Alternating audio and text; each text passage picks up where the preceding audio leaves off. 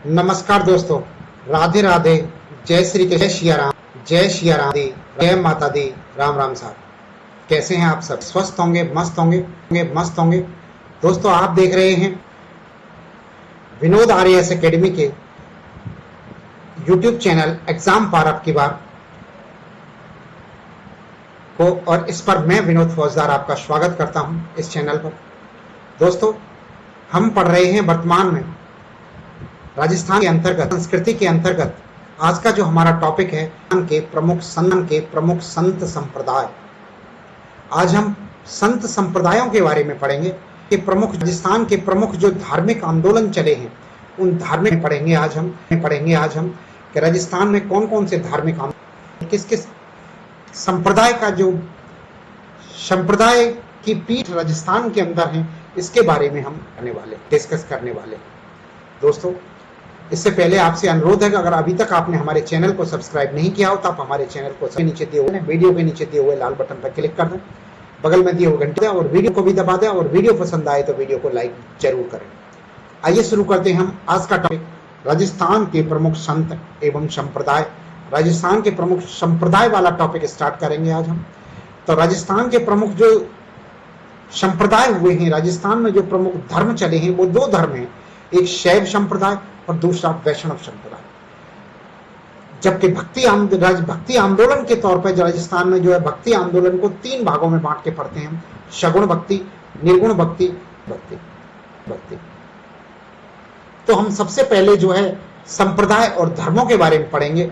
राजस्थान में जो संप्रदायों का विस्तार हुआ है वो किस किस तरह से हुआ है, कहते हैं संप्रदाय, कहते हैं धर्म को। राजस्थान में धर्म का जो प्रवर्तन हुआ है वो किस किस तो उसके बारे में देखेंगे। राजस्थान में मुख्यतः राजस्थान में क्या भारत के अंदर ही दो संप्रदाय हैं, शैव संप्रदाय और वैष्णव संप्रदाय।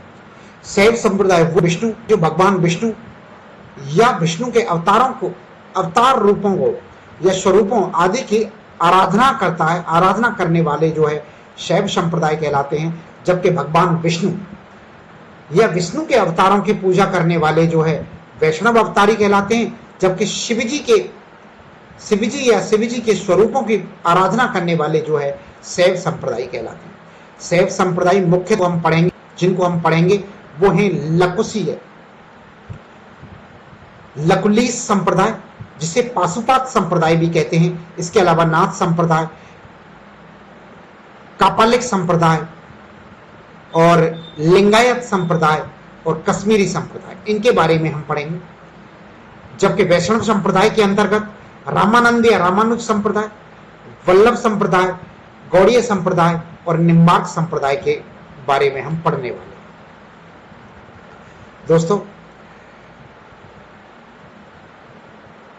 सबसे पहले हम शैव संप्रदाय की बात करते हैं। शैव संप्रदाय का मतलब है कि भगवान शिव से संबंधित, यानी कि महादेव से संबंधित, शिव भगवान से संबंधित जो है शैव संप्रदाय है। इसमें पहला संप्रदाय लेते हैं हम पाशुपात संप्रदाय।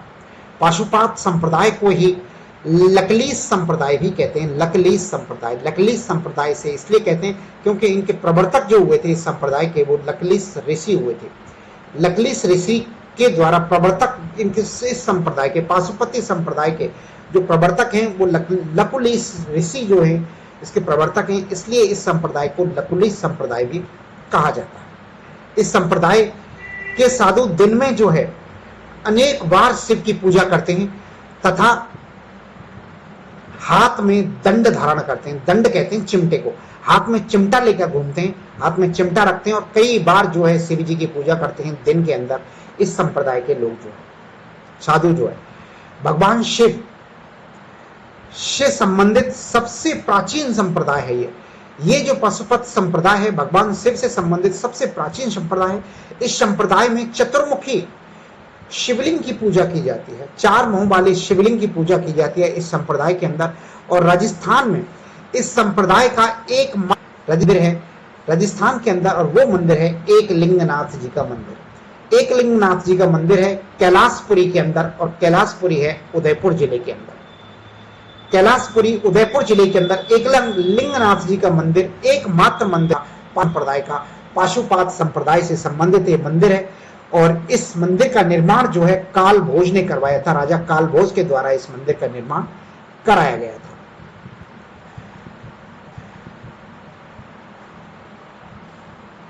राजस्थान में भगवान शिव का सबसे बड़ा मंदिर यही मंदिर है। एकलिंग नाथ भगवान शिव का सबसे बड़ा मंदिर है राजस्थान के अंदर। इसके बाद बात करते हैं दूसरे संप्रदाय की। वो है, दूसरा संप्रदाय है कापालिक संप्रदाय। इस संप्रदाय में भगवान शिव की पूजा जो है भैरव के रूप में की जाती है। भैरव के रूप में जो है भगवान शिव की पूजा की जाती है कापालिक संप्रदाय के अंतर्गत। इस संप्रदाय के साधु जो होते हैं वो शमशान में वास तथा दिन में कई बार अपने शरीर पर भस्म रमते हैं, भस्म लगाते हैं अपने शरीर पर, दिन में कई बार लगाते हैं। इस संप्रदाय के साधुओं को अघोरी बाबा भी कहा जाता है। और ये साधु नग्न अवस्था में रहते हैं और गले के अंदर मुंड माला धारण करते हैं। ये साधु नरबलि के समर्थक होते हैं, नरबलि को वैद्य मानते। और ये इस संप्रदाय के साधु जो है सुरापान करते हैं। सुरापान का मतलब है कि मुंड के अंदर, यानी कि खोपड़ी होती है, खोपड़ी के अंदर का नीचे का हिस्सा जो खोखला होता है, उस खोखले हिस्से में शराब भर के जो सेवन करते हैं कापालिक संप्रदाय के लोग। मुंड माला धारण करते हैं, शमशान के अंदर रहते हैं, भस्म अपने शरीर पर दिन में कई बार भस्म रमते हैं। इन्हें अघोरी बाबा भी कहा जाता है। और ये सभी जो है शिव के भक्त होते हैं, दिन में कई बार शिव की पूजा करते हैं, दिन में कई बार अपने शरीर पर भस्म रमते हैं, नग्न अवस्था में रहते हैं। ये जो है कापालिक संप्रदाय से संबंधित साधु होते हैं। इसके बाद बात करते हैं लिंगायत संप्रदाय की। लिंगायत संप्रदाय, इस संप्रदाय में शिवलिंग की पूजा जल के अभिषेक से की जाती है। जल द्वारा अभिषेक किया जाता है शिव जी की पूजा करने के लिए। और जो है अधिकांशतः इसके अनुयायी जो है दक्षिण भारत के अंदर, दक्षिण भारत में इस संप्रदाय के अनुयायी हैं लिंगायत समुदाय के अनुयायी। इसके बाद में आता है कश्मीर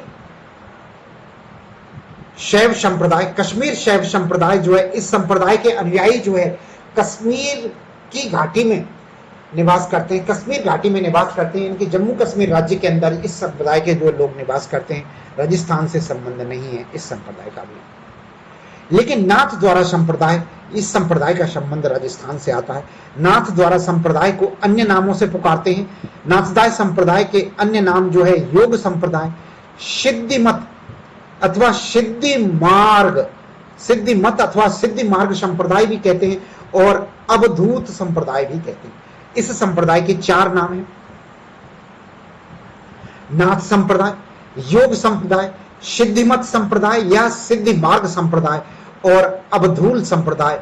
इसी नाथ संप्रदाय के ही ये उपनाम हैं। इसके प्रवर्तक जो है योगी कौल को मानते हैं। योगी कौल को ही अन्य नामों से भी जानते हैं। योगी कौल को जो है मच्छेंद्र नाथ भी कहते हैं, और लुई सिद्धपाद भी कहते हैं। लुई सिद्धपाद इन्हें तिब्बत में कहा जाता है। तिब्बत के अंदर जो है मच्छेंद्र पाल को या योगी कौल को जो है लुई सिद्धपाद के नाम से जाना जाता है। तो इसके प्रवर्तक जो है योगिनी कौल है। योगिनी कौल के अन्य नाम मच्छेंद्र पाल, नाथ मुनि और लुई सिद्धपाद हैं। लुई सिद्धपाद इन्हें तिब्बत में कहा जाता है।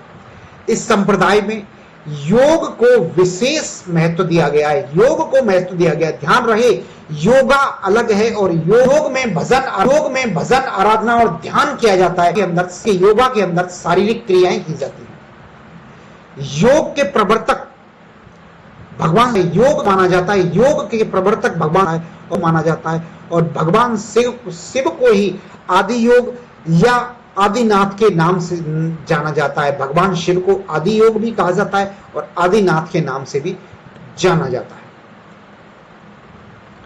जो मच्छेंद्र पाल हुए थे इस संप्रदाय के प्रवर्तक, नाथ संप्रदाय के प्रवर्तक जो हुए थे मच्छेंद्र नाथ। इन मच्छेंद्र नाथ के 2 शिष्य थे, एक थे गोरखनाथ और दूसरे थे जालंधर नाथ। गोरखनाथ के हठ योग का प्रतिपादन किया था। गोरखनाथ ने हठ योग का प्रतिपादन किया था। हठ योग का मतलब है जिद करनी है कि ये काम करना है। योग के द्वारा किसी काम के लिए हठ योग का प्रतिपादन किया था। कि जो गोरखनाथ के जो प्रसिद्ध शिष्य राजस्थान में भर्तहरि हुए थे। भर्तहरि जिनका संबंध अलवर से है, सरिस्का के जंगल में जिनका जो रहते थे। भर्तहरि कि भरतरीक ने जो धुनी थी और इनकी जो समाधि है वो सरिस्का के जंगल में है, अलवर जिले के अंदर पड़ती है भरतहरि की समाधि जो है। और भरतहरि की छत्री भी जो है सरिस्का के अंदर ही। इसके अलावा दूसरे शिष्य हुए थे जालंधर नाथ। जालंधर नाथ ने अपनी तपोभूमि जो है जालौर दुर्ग के सामने स्थित सिरे मंदिर को बनाया था। सिरे मंदिर को जो है अपनी तपोभूमि बनाया था इन्होंने, जालंधर नाथ ने। और इस मंदिर का निर्माण जो है महाराजा मानसिंह ने कराया था। ये मानसिंह जो है मारवाड़ के शासक थे, जयपुर वाले मानसिंह नहीं है बल्कि मारवाड़ वाले मानसिंह है। इन्होंने जो है इस मंदिर का निर्माण कराया था, सिरे मंदिर का, जो कि जालौर के दुर्ग के सामने बना हुआ है। जालौर दुर्ग के सामने बना है सिरे मंदिर। और इस मंदिर में जो है जालंधर नाथ ने अपनी जो है तपोभूमि बनाया था इस मंदिर को। नाथ संप्रदाय के दो पंथ हैं। दो पंथ कौन कौन से? एक है बैरवा पंथ और दूसरा है मान पंथ। बैरवा पंथ के बारे में कहा जाता है, बैरवा पंथ, इस पंथ का प्रमुख केंद्र जो है वो राताडुंगा है। राताडुंगा नागौर जिले के अंदर है, पुष्कर के निकट।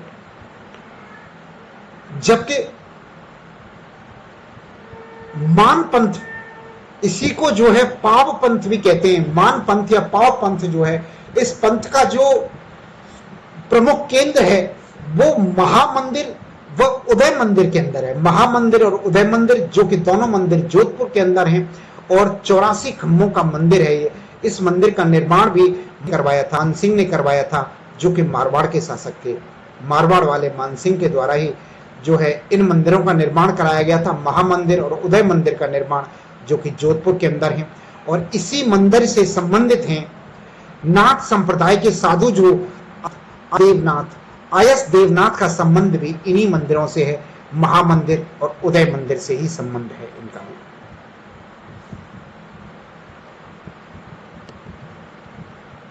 अब बात करते हैं हम वैष्णव संप्रदाय की। हमने शैव संप्रदाय की बात कर ली, अब हम वैष्णव संप्रदाय की बात करते हैं।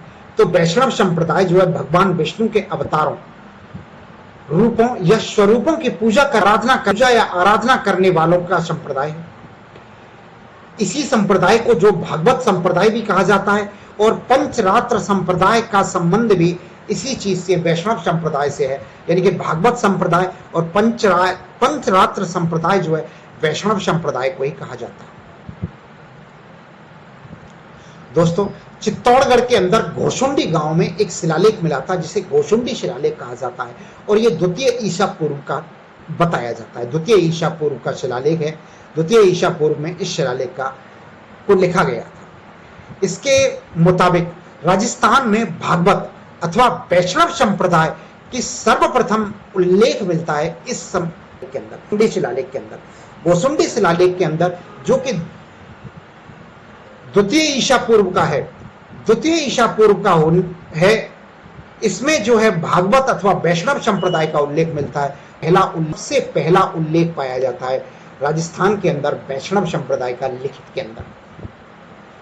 वैष्णव संप्रदाय जो है संगीत, भजन, कीर्तन, नृत्य, पूजा और मूर्ति पूजा आदि का समर्थन करता है। वैष्णव संप्रदाय किस चीज करता है? किस किस चीज का?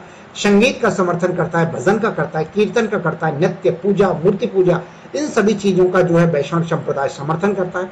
जबकि वैष्णव संप्रदाय जो विरोध करता है वो करता है कर्मकांड का, नर बलि का, पशु बलि का, इन चीजों का जो है वैष्णव संप्रदाय विरोध करता है। आपने दो नाम सुने होंगे, अलवार और नयनार। नयनार नाम होता है, ये दक्षिण भारत के अंदर, ये दोनों ही नाम जो है दक्षिण भारत में ज्यादा प्रचलित हैं। दक्षिण भारत में जो है भगवान शिव के उपासकों को नयनार कहा जाता है, जबकि अलवार जो भगवान विष्णु के उपासकों को अलवार कहा जाता है दक्षिण भारत के अंदर। दक्षिण भारत में भगवान विष्णु के उपासकों को अलवार कहा जाता है और नयनार भगवान शिव के उपासकों को कहा जाता है। आपको याद रखने में अगर कंफ्यूजन हो तो नयन शब्द से याद रख लो। शिव का तीसरा नयन होता है, तो शिव का संबंध नयनार वालों से है। नयनार का संबंध जो है भगवान शिव के उपासकों से है, जबकि अलवार का संबंध जो है भगवान विष्णु से है।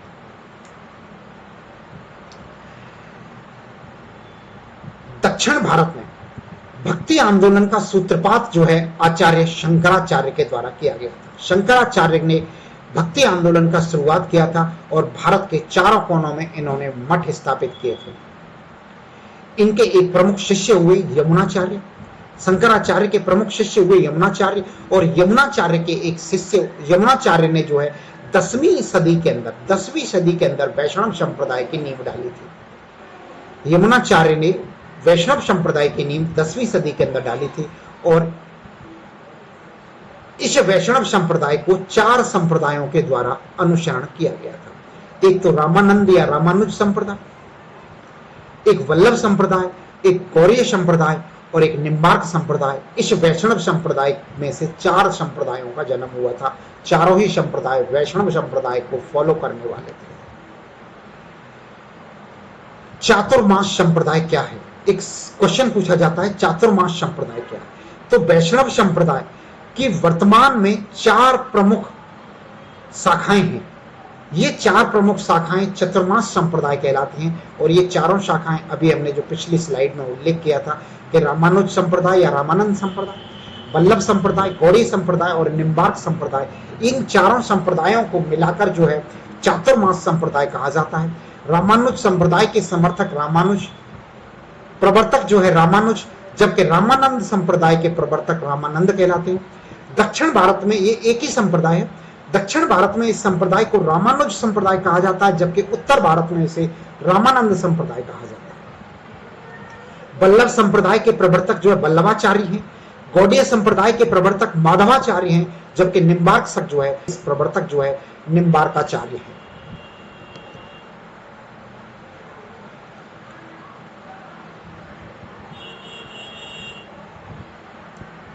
रामानुज संप्रदाय की हम सबसे पहले बात करते हैं। रामानुज संप्रदाय के प्रवर्तक जो है आचार्य रामानुज हैं। ये जो है यमुनाचार्य के प्रमुख शिष्य थे। इनका जन्म 1017 ईस्वी के अंदर हुआ था, तिरुपति नगर के अंदर। तिरुपति नगर जो कि तमिलनाडु के अंदर पड़ता है, तमिलनाडु में एक स्थान है तिरुपति नगर। यहाँ पर 1017 ईस्वी में जो है आचार्य रामानुज का जन्म हुआ था, और रामानुज ने कांची को अपना प्रमुख केंद्र बनाया था। कांची को अपना प्रमुख केंद्र बनाया था रामानुज ने। इस संप्रदाय में भगवान राम को परम ब्रह्म मानकर पूजा जाता है, अतः इसे रामावत संप्रदाय भी कहा जाता है। रामावत संप्रदाय इसे इसलिए कहते हैं क्योंकि भगवान राम को जो है परम ब्रह्म मान के पूजा जाता है, इसलिए रामानुज संप्रदाय को रामावत संप्रदाय भी कहा जाता है। भक्ति आंदोलन, वैष्णव संप्रदाय और रामानुज संप्रदाय, ये तीनों ही दक्षिणी भारत तक ही सीमित रहे थे। उत्तरी भारत में इनका विस्तार नहीं हुआ था। रामानुज का जो प्रमुख केंद्र था वो कांची था।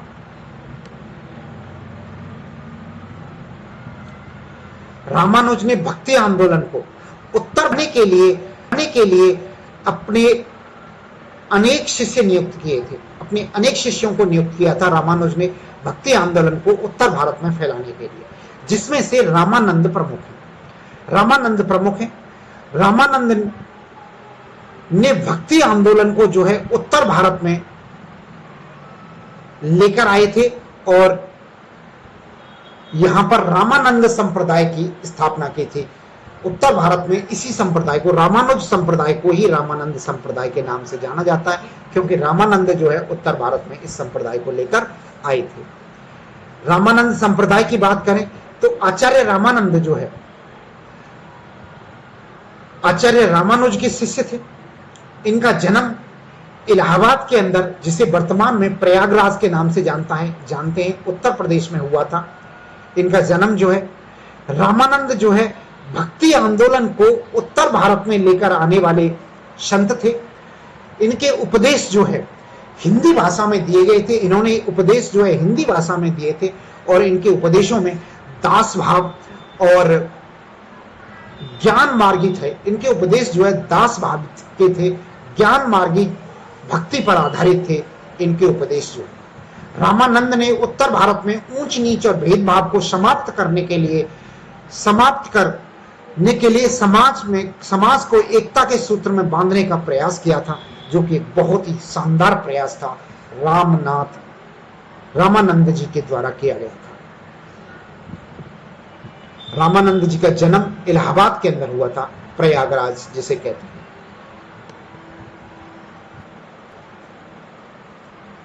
इसके बाद बात करते हैं कि रामानंद जी जो है उत्तर भारत में, रामानंद जी के जो उत्तर भारत में कुल मिला के 12 शिष्य हुए थे, और ये 12 शिष्य अलग अलग जातियों के थे।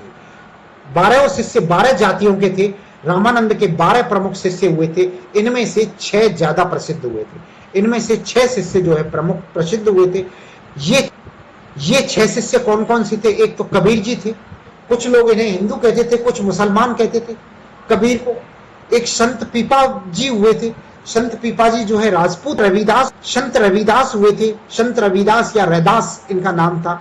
ये जो है चर्मकार थे, या फिर चमड़े का काम करने वाले, यानी कि चमार जाति के थे। और संत धन्ना जी थे, ये जाट जाति के थे। और सदना जी थे, ये जो है कसाई जाति के थे। और सेना जी थे, ये नाई जाति के थे। ये 6 संत इनके ज्यादा प्रमुख हुए थे। दोबारा से देखिए एक बार 6 के नाम: कबीर जी, पीपा जी, संत रविदास, संत धन्ना, संत सदना जी और सेना जी। ये 6 संत ज्यादा प्रसिद्ध हुए थे। उत्तर भारत में जो है रामानंद के शिष्यों को रामानंदी कहा गया था। उत्तर भारत में रामानंद के शिष्यों को जो है रामानंदी कहा गया था। और रामानंद के सभी शिष्य जो है निर्गुण भक्ति से संबंधित थे। रामानंद सगुण भक्ति से संबंधित थे, जबकि रामानंद के सभी 12 शिष्य जो है निर्गुण भक्ति से संबंधित थे। रामानंद के एक शिष्य हुए थे इन 6 के अलावा। 12 में से एक शिष्य थे, उसका नाम था अनंतानंद।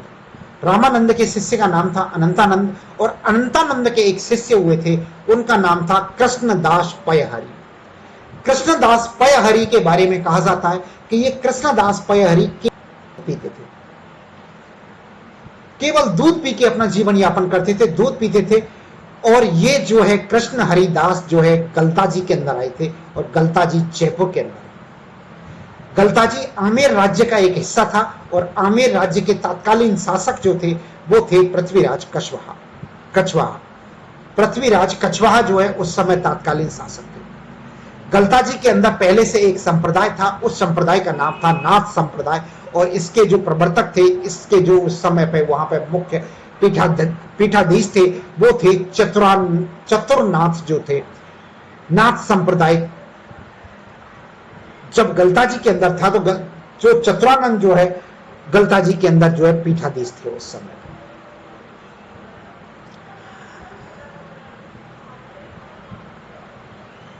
ऐसा कहा जाता है जब कृष्णदास पयहरी जो है गलताजी में आए, और गलताजी में आके ये अपनी रामानंद की पीठ को स्थापित करना चाहते थे, या वैष्णव पीठ की स्थापना करना चाहते थे, तो इन्हें नाथ संप्रदाय ने रोक दिया था। नाथ संप्रदाय के चतुरानंद नाथ के द्वारा रोका गया था। तो इन दोनों में अपनी अपनी पीठें स्थापित करने की पर वो थी। नाथ संप्रदाय पहले से वहां पर सेटल थी। तो ये बात बढ़ते बढ़ते राजा के पास पहुंची, तो पृथ्वीराज कछवाहा ने दोनों संतों को बुलाया था, कृष्ण दास पयहरी और चतुरानंद नाथ दोनों को बुलाकर इनमें शास्त्रार्थ कराने का निश्चय किया था। कि दोनों में से इनसे कहा था, दोनों में जो भी शास्त्रार्थ में जीतेगा उसकी पीठ यहां पर स्थापित होगी। इस बात को लेकर दोनों संत सहमत हुए थे। और पृथ्वीराज कछवाहा जो वहां के आमेर के शासक थे, इन्होंने जो है इस संस्था की अध्यक्षता की थी। तो दोस्तों ऐसा कहा जाता है कि कृष्णदास पयहरी ने पृथ्वीराज कछवाहा को एक पहाड़ी पर ले जाकर भगवान कृष्ण के दर्शन करा दिए थे।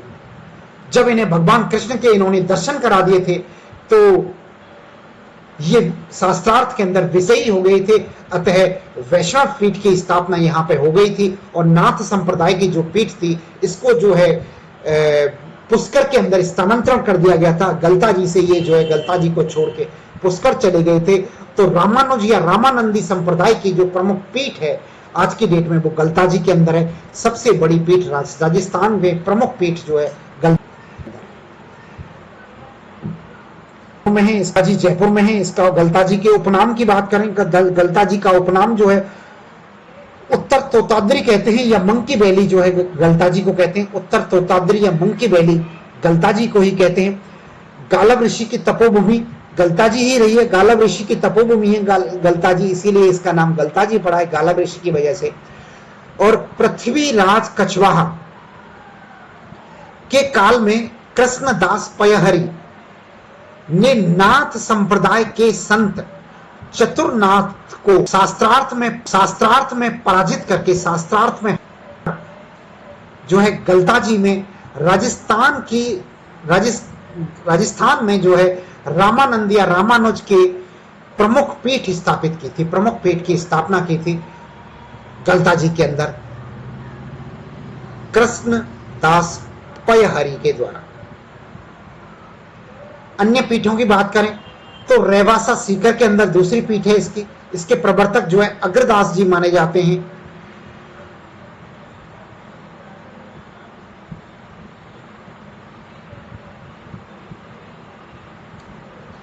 भगवान को रसिक मानकर जो है यहां पर पूजा की जाती है, इसलिए इसको अग्रदास को जो है अग्रदास जी जो है का जो संप्रदाय है ये रसिक संप्रदाय भी कहलाता है। यानी कि अन्य पीठों की बात करें तो रेवासा के जिले में, सीकर जिले में अन्य पीठ है। वैष्णव संप्रदाय के अन्य पीठ जो है रेवासा सीकर में है।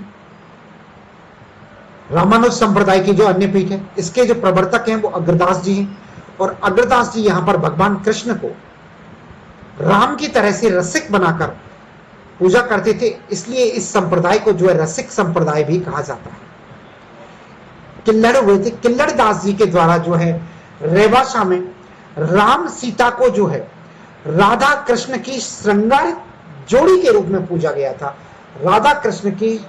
राम सीता को राधा कृष्ण की श्रृंगारित जोड़ी के रूप में पूजा था रेवासा के अंदर किल्लड़ के द्वारा। रामानंद संप्रदाय के प्रवर्तकों की बात करें तो रामानंद संप्रदाय के प्रवर्तक जो थे वो रामानंद थे। रामानंद के उत्तर भारत में 6 शिष्य हुए थे, ये हमने पिछली स्लाइड में पढ़ा था। वो 6 शिष्य कौन कौन से थे? कबीर, एक एक करके शिष्यों के बारे में जान लेते हैं। लेकिन इनमें से कुछ शिष्य ऐसे हैं, 3 शिष्य ऐसे हैं जिनका संबंध राजस्थान से नहीं है, हम उन शिष्यों के बारे में ज्यादा नहीं पढ़ेंगे। जैसे कबीरदास जी का संबंध राजस्थान से नहीं है, इनके बारे में सिर्फ इतना पढ़ेंगे हम कि राजस्थान का कबीर किसे कहते हैं तो संत दादू दयाल को कहते हैं। राजस्थान का कबीर संत दादू दयाल को कहते हैं। सेना जी के बारे में पढ़ेंगे, ये जो है नाई जाति के थे और नाई सेना जाति की स्मृति में अपने नाम के पीछे सेन शब्द का प्रयोग करते हैं। सेन शब्द का, नाई लोग जो है सेन शब्द का प्रयोग सेना जी की स्मृति में करते हैं। इसके अलावा तीसरे संत जो थे वो सदना जी, इनका संबंध भी राजस्थान से नहीं था, ये कसाई जाति के संत थे। अगले बात करते हैं संत रैदास की। संत रैदास, इनका ही एक दूसरा नाम संत रविदास भी है। संत रैदास या संत रविदास, इनका संबंध जो है राजस्थान से हुआ था। मूलतः ये राजस्थान के नहीं थे, यूपी के रहने वाले थे। मूलतः जो है ये यूपी के रहने वाले थे। और जो इनकी जाति थी, संत रविदास की जाति जो है रेगर जाति के थे। रेगर जाति के या चर्मकार थे, या कह सकते हैं चमार जाति के थे। संत रविदास चमार जाति से संबंध रखते थे। और संत रैदास या संत रविदास जो है मीरा के बुलाने पर चित्तौड़गढ़ दुर्ग आए थे। और चित्तौड़गढ़ दुर्ग में आने के कारण हम इनको पढ़ते हैं। चित्तौड़गढ़ दुर्ग में एक काफी लंबा समय इन्होंने बिताया था। ये मीराबाई के आध्यात्मिक गुरु थे, ये मीरा के आध्यात्मिक गुरु थे। इनके भजन जो हैं, संत रविदास के जो भजन हैं, इन भजनों का संकलन गुरु ग्रंथ साहिब के अंदर संग्रहित है। संत रविदास के जो भजन हैं गुरु ग्रंथ साहिब में संकलित हैं। गुरु सरदारों का या सिखों का एक पवित्र ग्रंथ है। सिखों के पवित्र ग्रंथ में इनके भजन संग्रहित हैं। इनके उपदेश जो है संत रैदास की पर्ची नामक संग्रहित हैं।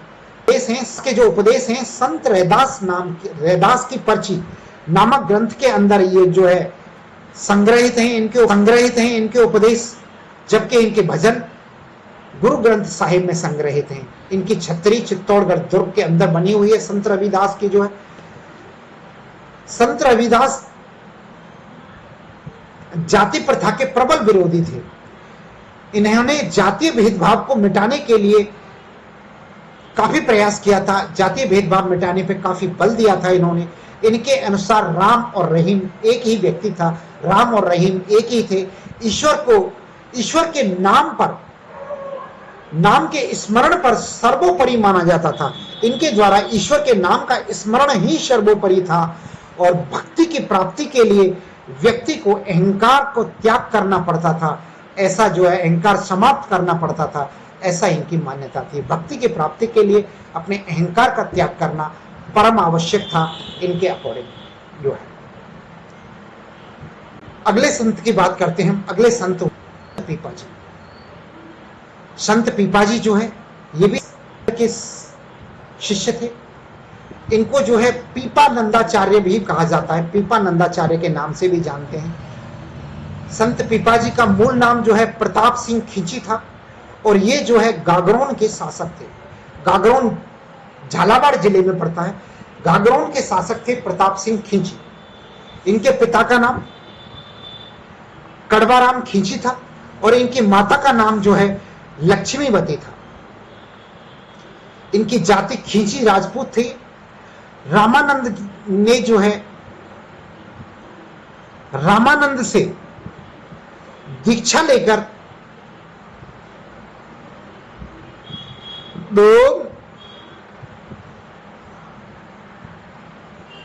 राजपाट को त्याग कर, रामानंद से दीक्षा लेकर राजपाट को त्याग कर, राजपाट को छोड़कर ये वृंदावन चले गए थे और इन्होंने अपना नाम जो है संत पीपा रख लिया था। राजपाट को छोड़ के जो है वृंदावन चले गए थे रामानंद जी से दीक्षा लेकर और इन्होंने अपना राजपाट छोड़ दिया था और वृंदावन में जाके संत बन गए थे और अपना नाम जो है संत पीपा रख लिया था इन्होंने। संत पीपा वृंदावन में जरूरतमंदों के लिए जो है कपड़े सिला करते थे, कपड़े सिलने का कार्य करते थे ये जो है। इसलिए दर्जी जाति के, दर्जी समुदाय के जो लोग जो हैं इन्हें अपना आराध्य देव मानते हैं। संत पीपा को दर्जी समुदाय के लोग अपना आराध्य देव मानते हैं। इनका मंदिर जो है समदड़ी गांव बाड़मेर के अंदर बना हुआ है। संत पीपा समदड़ी गांव बाड़मेर के अंदर है। जबकि संत पीपा जी की गुफा जो है ये टोडा रायसिंह गांव के अंदर है, जो कि टोंक जिले के अंदर है। टोडा रायसिंह गांव में टोंक जिले के अंदर इनकी जो है गुफा है। इसी गुफा के अंदर इन्हें ज्ञान की प्राप्ति हुई थी और भक्ति की प्राप्ति भी इन्हें इसी गुफा के अंदर भी हुई थी और अपनी देह भी उन्होंने इसी गुफा के अंदर त्यागी थी। संत पीपा जी की छतरी जो है गागरोन दुर्ग के अंदर बनी हुई है और गागरोन दुर्ग जो है वो झालावाड़ के अंदर है। गागरोन दुर्ग झालावाड़ जिले में आता है। तीसरे संत हुए थे संत धन्ना जी। ये भी रामानंद जी के शिष्य थे। जाति से जाट जाति के थे। इनका जन्म जो है 1415 ईस्वी में धुबन गांव में हुआ था। टोंक जिले के धुबन गांव में इनका जन्म हुआ था। इनके भजन भी गुरु ग्रंथ साहिब में संग्रहित हैं। इसके अलावा संत रविदास जी के भजन भी गुरु ग्रंथ साहिब में संग्रहित हैं। तो गुरु ग्रंथ साहिब में राजस्थान के दो संतों के भजन संग्रहित हैं, एक तो संत धन्ना जी और एक संत रविदास जी या संत रैदास जी। इन दोनों के भजन सिखों के पवित्र ग्रंथ गुरु ग्रंथ साहिब में संग्रहित हैं। इनके प्रमुख मंदिर की बात करें, धन्ना जी का प्रमुख मंदिर जो है धुबन गांव के अंदर ही बना हुआ है। टोंक जिले में प्रमुख इनका प्रमुख मंदिर था। हमारा रामानंद संप्रदाय के बारे में हमने पढ़ा। अब हम बात करते हैं वल्लभ संप्रदाय की। वल्लभ संप्रदाय का दूसरा नाम जो है पुष्टमार्गी संप्रदाय भी है। वल्लभ संप्रदाय को ही पुष्टमार्गी संप्रदाय भी कहा जाता है। इसके प्रवर्तक वल्लभाचारी हुए थे। वल्लभाचारी का जन्म 1478 ईस्वी में हुआ था और चंपारण नामक स्थान पर, तेलंगाना राज्य के अंदर चंपारण नामक स्थान पर 1478 ईस्वी में वल्लभाचार्य जी का जन्म हुआ था। विजयनगर साम्राज्य के शासक कृष्णदेव राय के दरबार में उनके गुरु बनकर वल्लभ कृष्णदेव राय कृष्ण विजयनगर साम्राज्य विजयनगर राय के कृष्णदेव राय के इनके दर और इनके गुरु बनकर ही रहे थे। कृष्णदेव राय ने वल्लभाचार्य को महाप्रभु की उपाधि दी थी और कृष्णदेव राय इन्हें महाप्रभु वल्लभाचार्य के नाम से संबोधित करते थे। वल्लभाचार्य ने देश में कुल मिला के 84 बैठक की थी, 84 सभाएं की थी। इनमें से राजस्थान में एकमात्र बैठक पुष्कर के अंदर की गई थी।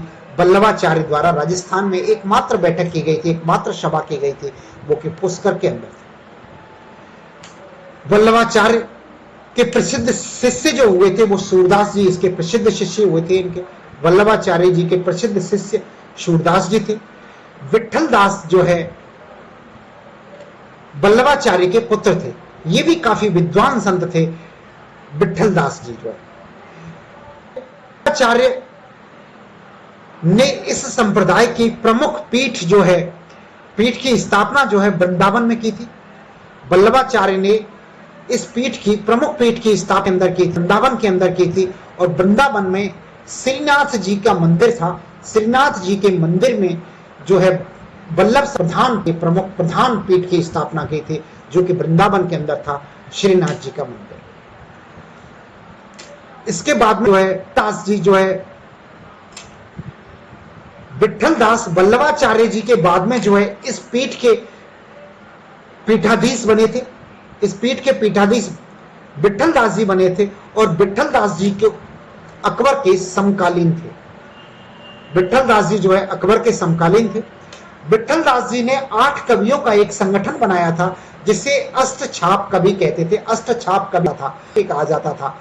और कालांतर में कवि मंडली से प्रभावित होकर मुगल बादशाह अकबर ने 2 जागीरें जो हैं इस पीठ को दे दी थी। इस पीठ को दान कर दी थी 2 जागीर। कौन सी पीठ को? वल्लभाचार्य की पीठ को, वल्लभाचार्य वाली पीठ को जो है संत विठल दास को जो है 2 जागीर दे दी थी। और वो जागीर थी जैतपुर की जागीर और गोकुल की जागीर, दोनों ही मथुरा जिले के अंदर आते हैं। ये 2 जागीर जो है अलवर ने इनको दे दी थी। अलवर ने नहीं, अकबर ने।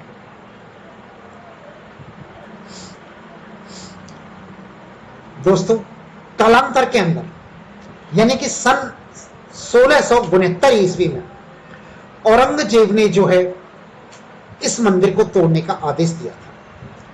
जब इस मंदिर को तोड़ने का आदेश दिया था तो इस मंदिर के 2 प्रमुख संत थे उस समय के, दामोदर और गोविंद। वो जो है यहां से श्रीनाथ जी को लेकर भाग गए थे इस डर से कि ये मूर्ति को जो है तोड़ देगा, मंदिर को तो औरंगजेब के सैनिक आके तोड़ देंगे और जो है यहां पर इस मूर्ति को भी खंडित कर देंगे। इसलिए इन्होंने इस मूर्ति को लेकर यहां से ये चले आए थे और ये मारवाड़ के अंदर आ गए थे। मारवाड़ में उस समय पर जो शासक थे वो महाराजा जसवंत सिंह थे और जसवंत सिंह के बारे में ऐसे कहा जाता है कि टक्कर देने वाला व्यक्ति महाराजा जसवंत सिंह प्रथम ही थे। इस वजह से ये महाराजा जसवंत सिंह के यहाँ पे मारवाड़ में आए, लेकिन इनको वहां पर शरण नहीं मिली। ये लगभग 3 वर्ष इधर उधर भटकते रहे। उसके बाद में जो है महाराजा राज सिंह जो कि मेवाड़ के शासक थे, उन 1671-72 ईस्वी के अंदर जो है इन्हें शरण दी और न केवल शरण दी बल्कि सिंघाड़ा गांव के अंदर, जिसे वर्तमान में नाथ द्वारा के नाम से जाना जाता है, राजसमंद जिले में पड़ता है, वहां पर इसका मंदिर भी बनवाया, श्रीनाथ जी का मंदिर भी बनवाया।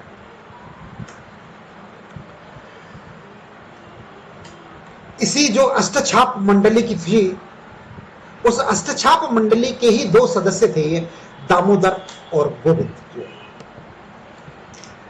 सन 1669 ईस्वी में औरंगजेब ने वृंदावन में स्थित श्रीनाथ जी के मंदिर को नष्ट करने का आदेश दिया था, नष्ट करवा दिया था। तो दामोदर और गोविंद श्रीनाथ जी की मूर्ति को लेकर वहां से मारवाड़ आ गए थे, किंतु मारवाड़ में किसी ने भी इन्हें शरण नहीं दी थी। तो फिर ये किसी हवेली के अंदर रहते थे, तो इन्होंने मूर्ति को इन्होंने किसी हवेली के अंदर रख लिया था। और मारवाड़ के शासक जो थे उस समय पर जो है महाराजा जसवंत सिंह प्रथम थे। 3 वर्षों तक ये भटकते रहे थे इस दौरान जो है, और इस मूर्ति को हवेली में रखते थे। हवेली जिसे घर कहते हैं रहने के लिए, हवेली के अंदर रखते थे और रात्रि के समय पर उस हवेली के अंदर भजन कीर्तन किया करते थे।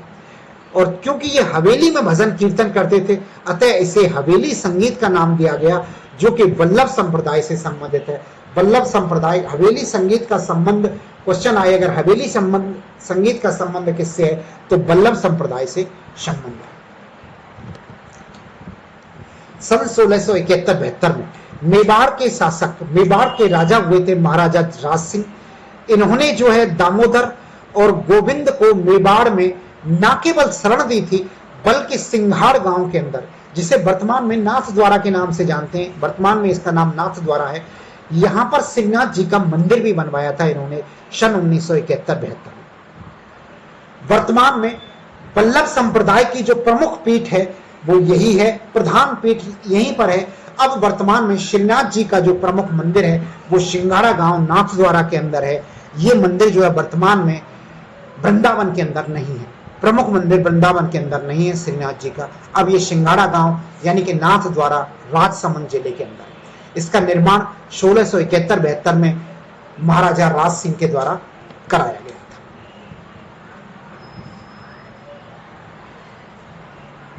वल्लभ संप्रदाय, इस संप्रदाय में जो है दिन में 8 बार पूजा की जाती है। इस संप्रदाय के अंदर दिन में 8 बार पूजा की जाती है। और वल्लभ संप्रदाय में भगवान कृष्ण के बाल रूप की पूजा की जाती है, भगवान कृष्ण के बाल रूप की पूजा की जाती है वल्लभ संप्रदाय के अंदर। दिन में 8 बार पूजा की जाती है वल्लभ संप्रदाय के अंदर।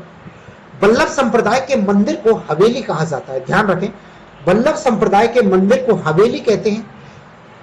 इसके संगीत को, वल्लभ संप्रदाय में जो संगीत होता है, संगीत को हवेली संगीत कहते हैं, दर्शन को झांकी कहते हैं, कृपा को पुष्टि कहते हैं। और श्रीनाथ जी भगवान कृष्ण का रूप है, भगवान कृष्ण के बाल रूप को श्रीनाथ जी कहा जाता है। कपड़े पर बने चित्र को जो है पट चित्र कहा जाता है। इनको ध्यान रखें। वल्लभ संप्रदाय के अंदर मंदिर को हवेली, संगीत को हवेली संगीत, दर्शन को झांकी, कृपा को पुष्टि, श्रीनाथ जी को भगवान कृष्ण का बाल रूप कहा जाता है और कपड़े पर बने चित्र को पट चित्र कहा जाता है वल्लभ संप्रदाय के अंदर। वल्लभ संप्रदाय के भारत में प्रमुख मंदिरों की बात करें तो भारत के अंदर कुल मिलाकर वल्लभ संप्रदाय के 7 प्रमुख मंदिर हैं। इनमें सबसे प्रमुख मंदिर जो है वो है श्रीनाथ जी का मंदिर, जो कि नाथ द्वारा राजसमंद के अंदर है। श्रीनाथ जी का को 7 ध्वजों का स्वामी कहा जाता है। 7 ध्वजों का स्वामी यानी कि 7 मंदिरों का, जो वल्लभ संप्रदाय के 7 मंदिर है, इन 7 मंदिरों का स्वामी जो है श्रीनाथ जी के मंदिर को कहा जाता है। और यहां पर जो है 7 रंगों की ध्वजा लगाई गई जाती है। श्रीनाथ जी के मंदिर को 7 ध्वजाओं का स्वामी कहा जाता है। वल्लभ संप्रदाय की ये प्रधान पीठ है। श्रीनाथ जी का मंदिर जो है नाथ द्वारा के अंदर राजसमंद जिले में। इसके अलावा अन्य मंदिरों की बात करें तो राजस्थान में 5 मंदिर पड़ते हैं। 2 मंदिर जो है राजस्थान से बाहर आते हैं। 5 मंदिरों में बात करें, एक तो श्रीनाथ जी का मंदिर हो गया, दूसरा द्वारिकाधीश जी का मंदिर है, ये कांकरौली राजसमंद के अंदर है। ये भी राजसमंद जिले में पड़ता है, कांकरौली नाम के स्थान पर द्वारिकाधीश का मंदिर। इसके अलावा मथुराधीश का मंदिर कोटा जिले में पड़ता है। मथुराधीश का मंदिर कोटा जिले में पड़ता है और यह वल्लभ संप्रदाय की प्रथम पीठ थी। ये जो है वल्लभ संप्रदाय के इन 7 पीठों में से प्रथम पीठ थी वल्लभ संप्रदाय की मथुराधीश मंदिर, जो कि कोटा जिले के अंदर थी। एक है मदन मोहन का मंदिर, ये कामा भरतपुर के अंदर पड़ता है। इसके अलावा गोकुल का मंदिर, ये भी भरतपुर जिले में पड़ता है। गोकुल चंद्र का मंदिर भी भरतपुर में आता है और मदन मोहन का मंदिर भी कामा भरतपुर के अंदर आता है। 2 मंदिर भरतपुर जिले के अंदर आते हैं इस संप्रदाय के। इसके अलावा एक और गोकुलनाथ का मंदिर आता है। गोकुलनाथ का मंदिर गोकुल उत्तर प्रदेश के अंदर है, गोकुल मथुरा में अंदर, मथुरा जिले के गोकुल नाम के गांव में गोकुलनाथ का मंदिर है, जो कि वल्लभ संप्रदाय से संबंधित है। इसके अलावा बाल कृष्ण मंदिर और है, बाल कृष्ण के अंदर है बाल कृष्ण मंदिर, यानी कि राजस्थान से बाहर केवल 2 मंदिर हैं, एक गोकुलनाथ का मंदिर गोकुल मथुरा के अंदर, और बाल कृष्ण मंदिर ये जो है गुजरात के अंदर है। ये 2 मंदिर हैं, जबकि राजस्थान के अंदर 5 मंदिर हैं। श्रीनाथ जी का मंदिर नाथ द्वारा राजसमंद में, द्वारकाधीश मंदिर कांकरौली राजसमंद में, मथुराधीश मंदिर कोटा में, मदन मोहन मंदिर कामा भरतपुर में, और गोकुल चंद्र मंदिर भरतपुर के अंदर।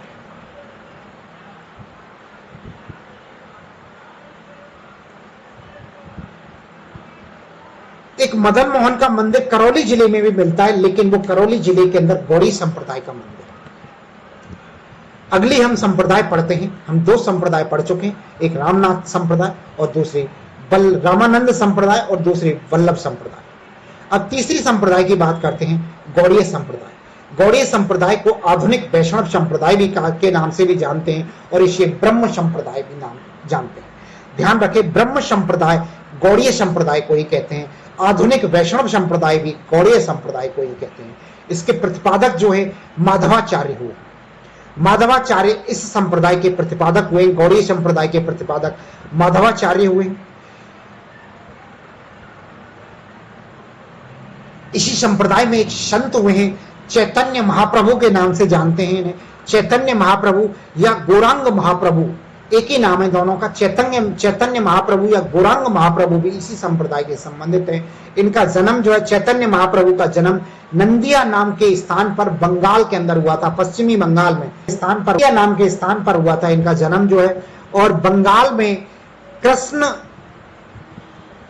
का अवतार इन्हें माना जाता है। प्रभु चैतन्य महाप्रभु को बंगाल के अंदर, पश्चिमी बंगाल के अंदर जो है कृष्ण का अवतार माना जाता है।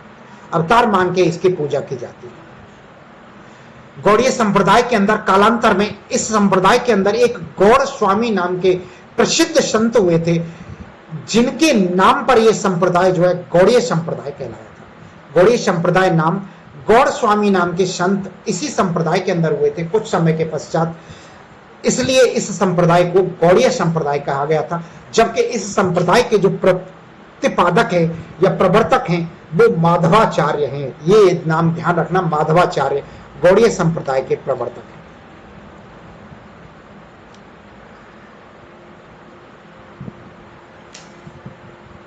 बंगाल में जो है चैतन्य महाप्रभु ने कृष्ण लीलाओं को माध्यम बना के जो है गौड़ीय संप्रदाय का प्रचार प्रसार किया था। बंगाल में चैतन्य महाप्रभु ने कृष्ण लीलाओं को आधार बनाकर जो है गौड़ीय संप्रदाय का प्रचार प्रसार किया था। और ये जो पूजा करते थे, गौड़ीय संप्रदाय के लोग पूजा किस चीज की करते थे? तो ये पूजा करते थे राधा कृष्ण के युगल स्वरूप की पूजा करते थे। इस जगह आप लोग ध्यान दें, दोस्तों मैं आपका ध्यान आकर्षित करना चाहूंगा यहाँ पर एक शब्द के ऊपर, एक शब्द विशेष के ऊपर, कि ये जो पूजा करते थे, ये पूजा करते थे राधा कृष्ण के युगल स्वरूप की। युगल स्वरूप, ध्यान रखना, युगल स्वरूप शब्द यूज कर रहे हैं हम। स्वरूप, युगल स्वरूप, राधा कृष्ण के युगल स्वरूप की पूजा करते थे। कौन? गौड़ीय संप्रदाय के लोग राधा कृष्ण के युगल स्वरूप की पूजा करते थे। मैं स्वरूप शब्द पर बार बार जोर इसलिए दे रहा हूं कि अभी इसके बाद में हम अगली स्लाइड पे या 1-2 स्लाइड के बाद में हम फिर दोबारा से इसी शब्द को पढ़ेंगे, जो कि लगभग मिलता जुलता शब्द है। इसलिए मैं बार बार इस शब्द पर ध्यान दे रहा हूं कि गौड़ीय संप्रदाय, जोर दे रहा हूं कि गौड़ीय संप्रदाय के लोग जो है राधा कृष्ण के युगल स्वरूप की पूजा करते थे। भारत में प्रमुख पीठ की बात करें तो गौड़ीय संप्रदाय की प्रमुख पीठ जो है वृंदावन के अंदर है, और वृंदावन में इनके मंदिर का नाम राधा गोविंद या गोविंद देव के मंदिर के नाम से जानते हैं। राधा गोविंद या गोविंद देव का मंदिर है वृंदावन के अंदर, और इस मंदिर का निर्माण जो है मिर्जा राजा मानसिंह ने कराया था, जो कि आमेर के शासक थे। मिर्जा राजा मानसिंह के द्वारा गोविंद देव मंदिर का निर्माण वृंदावन में करवाया गया था, जो कि गौड़ीय संप्रदाय की प्रमुख पीठ है भारत के अंदर। राजस्थान में प्रमुख पीठ की बात करें तो राजस्थान में प्रमुख पीठ इनकी जयपुर में है, और जयपुर में इनके मंदिर का नाम जो है गोविंद देव मंदिर ही है या राधा गोविंद का मंदिर है, यानी कि एक ही नाम दोनों जगह एक ही है। वृंदावन में भी उसी नाम से मंदिर है और जयपुर में भी उसी नाम से मंदिर है। गोविंद देव का मंदिर जो है ये जयपुर के अंदर है भी है, और राजस्थान की प्रमुख पीठ जो है गौड़ीय संप्रदाय की इसी जगह पर। सवाई जयसिंह ने इस मंदिर का निर्माण करवाया था। ये सवाई जयसिंह वही हैं जिन्होंने जयपुर बसाया था। उस समय तत्कालीन शासक थे, वहां पर इन्होंने जो है गोविंद देव जी के मंदिर का निर्माण कराया था।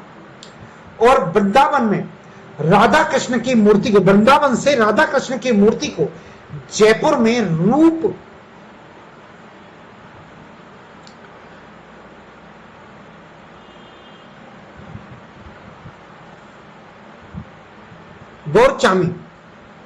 गोरचामी के द्वारा लेके आया गया था। वृंदावन के अंदर राधा कृष्ण की जो मूर्ति को जयपुर में रूप गोरचामी के द्वारा लेके आया गया था। रूप गोस्वामी जो है वृंदावन से इस मूर्ति को ले आए थे जयपुर में, और जयपुर में जो है गोविंद देव के मंदिर में या राधा गोविंद मंदिर में जयपुर के अंदर ये मूल मूर्ति स्थापित है। अब मूल मूर्ति वृंदावन के अंदर नहीं है, जो कि गौड़ीय संप्रदाय का प्रमुख केंद्र है राजस्थान में जयपुर के अंदर गोविंद देव मंदिर।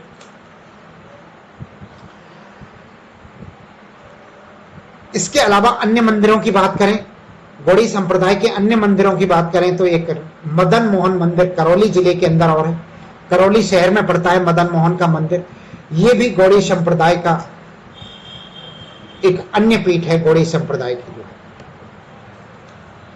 अब हम बात करते हैं वैष्णव संप्रदाय की चौथी पीठ निम्बार्क संप्रदाय की। निम्बार्क संप्रदाय को कई अन्य नामों से भी जाना जाता है। निम्बार्क संप्रदाय के अन्य नाम हंस संप्रदाय, सनक संप्रदाय, राधा वल्लभ संप्रदाय और नारद संप्रदाय भी कहते हैं। ध्यान रहे, निम्बार्क संप्रदाय के अन्य नामों की बात करें तो हंस संप्रदाय, सनक संप्रदाय, राधा वल्लभ संप्रदाय, वल्लभ संप्रदाय अलग है, राधा वल्लभ संप्रदाय निम्बार्क संप्रदाय को कहते हैं। राधा वल्लभ संप्रदाय और नारद संप्रदाय जो है निम्बार्क संप्रदाय के ही नाम है। निम्बार्क संप्रदाय के संस्थापक जो हैं निम्बार्काचार्य हुए हैं, और इस संप्रदाय में राधा की को परिणित माना जाता है। राधा कृष्ण को जो है परिणित माना जाता है। परिणित शब्द का अर्थ होता है विवाहित। इस संप्रदाय में जो है राधा कृष्ण को जो है विवाहित माना जाता है। परिणित का मतलब है विवाहित। राधा कृष्ण को परिणित माना जाता है, राधा कृष्ण को विवाहित माना जाता है, यानी कि कृष्ण की शादी रुक्मिणी से होना न मान के कृष्ण की शादी राधा से होना माना जाता है निम्बार्क संप्रदाय के अंदर। जबकि अन्य किसी संप्रदाय में ऐसा नहीं माना जाता है। केवल निम्बार्क संप्रदाय में राधा को जो है कृष्ण की पत्नी के तौर पर माना जाता है। इस संप्रदाय में राधा कृष्ण की पूजा जुगल जोड़ी के रूप में की जाती है। शब्द पर ध्यान दें, मैं आपका ध्यान पुनः आकर्षित करना चाहूंगा कि शब्द इस संप्रदाय के अंदर राधा कृष्ण की पूजा जुगल जोड़ी के अंदर की जाती है। यहां जुगल जोड़ी शब्द है। इससे पहले वाले संप्रदाय में, जिस गौड़ीय संप्रदाय के अंदर हमने पढ़ा था कि राधा कृष्ण की पूजा युगल स्वरूप की जाती है, वहां युगल स्वरूप का मतलब है राधा कृष्ण की दो अलग अलग शरीर हैं, दोनों शरीरों की प्रतिमा की जाती है। राधा और कृष्ण की पूजा की जाती है, उनके स्वरूप की पूजा की जाती है। जबकि यहाँ पे पति पत्नी के तौर पर की जाती है। युगल जोड़ी से संबंधित पति पत्नी है, राधा कृष्ण को पति पत्नी मान के पूजा जाता है निम्बार्क संप्रदाय में। जबकि गौड़ीय संप्रदाय में जो है उन्हें अलग अलग माना जाता है, लेकिन एकल करके पूजा जाता है। उन्हें पति पत्नी नहीं माना जाता है राधा संप्रदाय को, बल्कि एक प्रेमी के तौर पर पूजा जाता है। जबकि निम्बार्क संप्रदाय के अंदर जो है जुगल जोड़ी के तौर पर पूजा की जाती है। ये डिफरेंस है, इसलिए मैं आपको बार बार इस चीज के प्रति आगाह कर रहा था। निम्बार्क संप्रदाय भारत में इसकी प्रमुख पीठ जो है वृंदावन के अंदर है। निम्बार्क संप्रदाय की भी भारत में प्रमुख पीठ जो है वृंदावन के अंदर है, और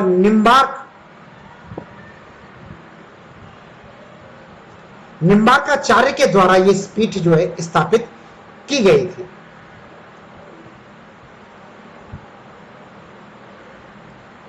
जबकि राजस्थान में निम्बार्क संप्रदाय की जो प्रमुख पीठ है वो सलेमाबाद में है। सलेमाबाद अजमेर जिले के अंदर पड़ता है।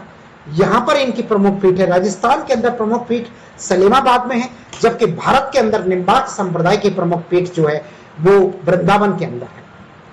सलेमाबाद की जो पीठ है राजस्थान के अंदर, इस पीठ की स्थापना जो है परशुराम जी के द्वारा की गई थी। परशुराम जी के द्वारा इस संप्रदाय की, इस पीठ की स्थापना की गई थी और ये रूपनगढ़ नदी के किनारे पर है। रूपनगढ़ नदी के किनारे पर जो है सलेमाबाद में अजमेर के अंदर परशुराम जी के द्वारा स्थापित पीठ है निम्बार्क संप्रदाय की।